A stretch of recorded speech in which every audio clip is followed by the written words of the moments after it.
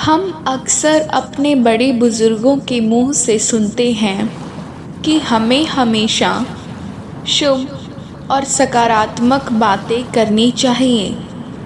बड़े बुज़ुर्ग कहते हैं कि किसी भी मनुष्य को अपशब्द और नकारात्मक बातें नहीं करनी चाहिए, क्योंकि क्या पता उस समय उनके मुंह पर सरस्वती विराजमान हो और वह नकारात्मक बातें सच हो जाएं।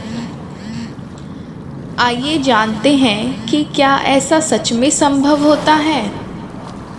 यदि होता है तो किस समय माता सरस्वती हमारी ज़ुबान पर आसीन होती हैं। यह बात केवल कोरी कल्पना नहीं है और ऐसा वास्तव में देखा गया है। जैसा कि हम सभी जानते हैं, माता सरस्वती बुद्धि, ज्ञान और विवेक की देवी हैं। वह शब्द की माधुर्य और ज्ञानवती हैं। वीणा वादिनी सरस्वती ने ही सर्वप्रथम सृष्टि में स्वर भरे हैं। ऐसी मान्यता है कि माता सरस्वती से सर्वप्रथम स्वर की उत्पत्ति हुई और इसी वजह से संसार के सभी नदी, नालों और पक्षियों को आवाज़ मिली।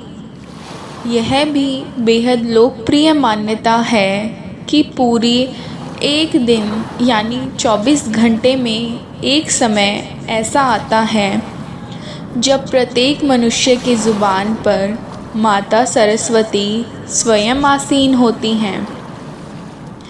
इस विषय में ऐसा कहा जाता है कि इस समय उपरांत जो भी शब्द मनुष्य बोलता है वह सच हो जाते हैं। मित्रों, धर्म पुराणों के अनुसार रात्रि के 3:10 से 3:15 के 5 मिनट यह ऐसे होते हैं जो प्रत्येक मनुष्य की ज़ुबान पर माता सरस्वती स्वयं होती हैं। अब आप सोचेंगे कि इस समय तो कोई जागता ही नहीं है, तो इस बात का क्या आशय हुआ। लेकिन ऐसा नहीं है। यह वह चरम सीमा समय है जब हमें किसी भी परिस्थिति में किसी प्रकार के अपशब्द या नकारात्मक बातों का वर्णन नहीं करना चाहिए।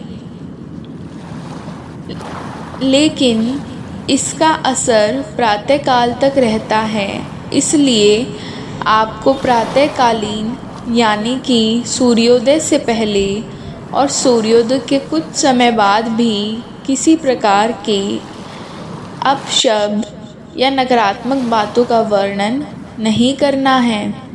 यदि आप किसी के लिए बुरा कह रहे हैं तो वो सच हो जाता है, किंतु वही नकारात्मक शब्द पुनः लौटकर वापस आपके पास ही आते हैं।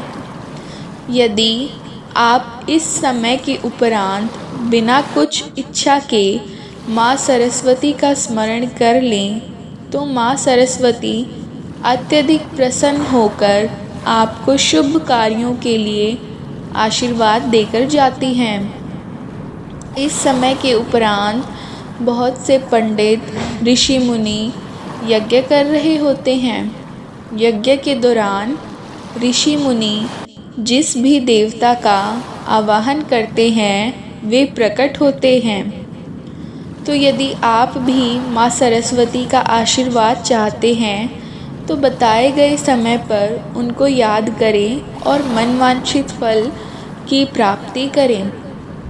अगर आप ऐसे ही और रोचक बातें जानना चाहते हैं, धार्मिक बातें जानना चाहते हैं, धर्म से जुड़ी हुई कथाओं के बारे में सुनना चाहते हैं तो हमारे चैनल को सब्सक्राइब करना न भूलें। धन्यवाद।